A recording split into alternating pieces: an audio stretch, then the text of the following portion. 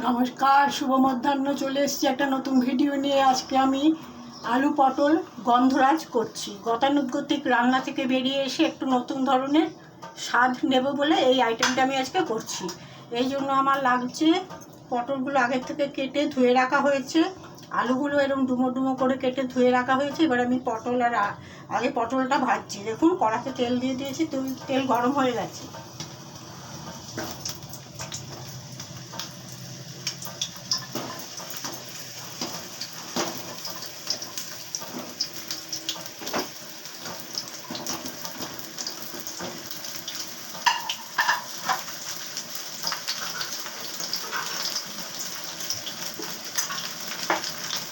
তো দিয়ে দিচ্ছি একটু নুন,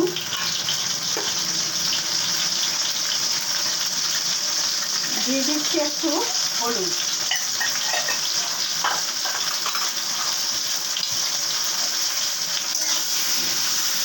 পটলটাকে আমি ভালো করে একটু ভেজে নিচ্ছি, তারপরে আবার ফিরে আসছি।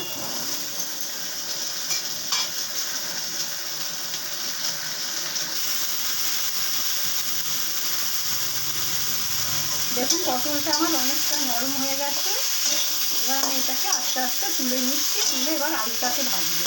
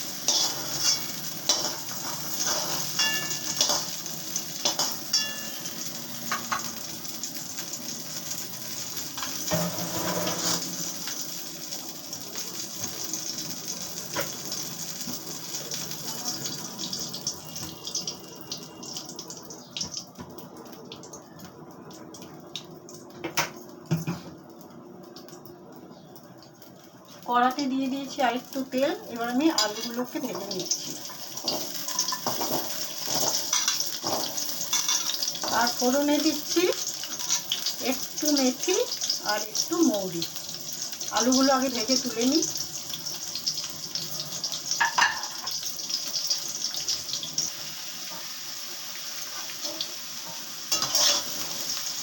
আলুগুলো হয়ে গেছে, এবার তুলে নিচ্ছি।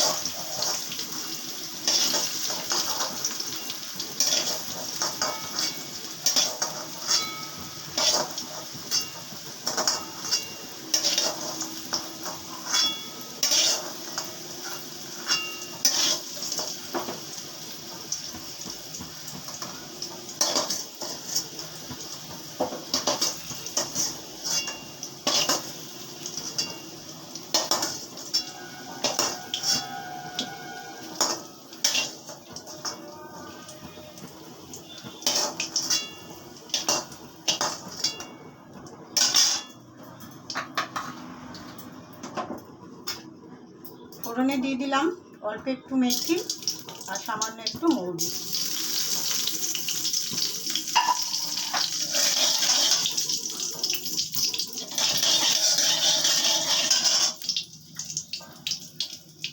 এবার আগে থেকে ভিজিয়ে রেখেছিলাম এটার মধ্যে নুন, হলুদ, কাঁচা লঙ্কা পেস্ট আর একটু ঝাল লঙ্কা। এই মিশ্রণটাকে এবার এর মধ্যে মিশিয়ে দেবো, ঢেলে দেবো আর কি।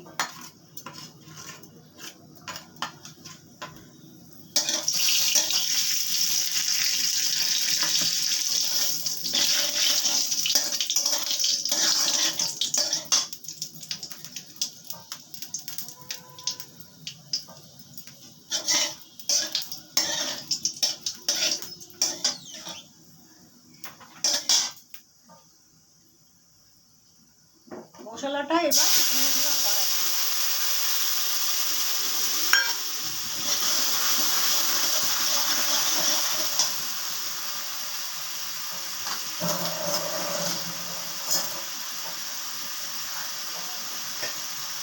দিয়ে দিচ্ছি আর একটু সামান্য হলুদ।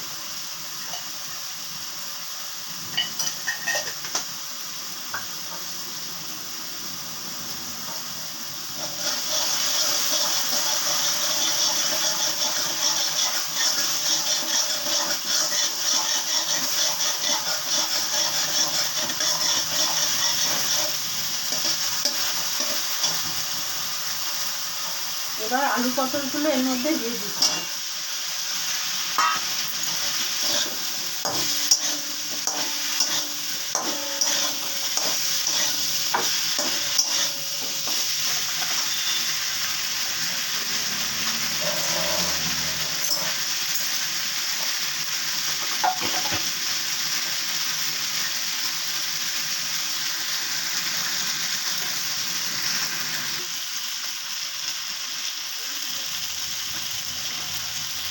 আমার মশলাটা কষানো প্রায় হয়ে গেছে। এবার একটুখানি ঝোল দেবো সামান্য, আর সব শেষে দেবো আমি এই গ্রেট করে রেখেছি গন্ধরাজ লেবু, এটাকে দেবো, খুব সুন্দর স্মেল হবে।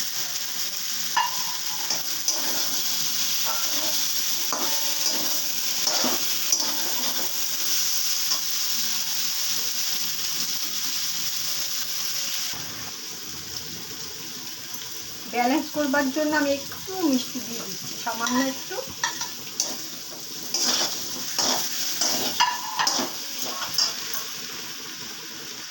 দিয়ে দিচ্ছি অল্প একটু ঝোল। এটা ফুটে গেলে তারপরে আমার গন্ধরাজ ক্র্যাশ করে রেখেছিলাম এগুলো দিয়ে দেবো সব শেষে। এটা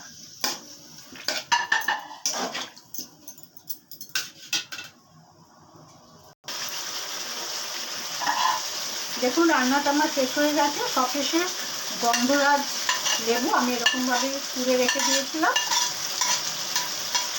এবার রান্নাটাকে একটু স্ট্যান্ডিং টাইমে রাখছি। গ্যাস নিভিয়ে দিলাম।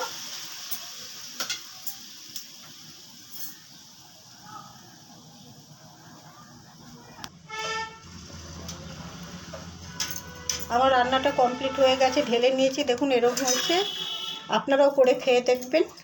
তাহলে আমি আমার ভিডিওটা আজ এখানেই শেষ করছি। সবাই ভালো থাকবেন, নমস্কার।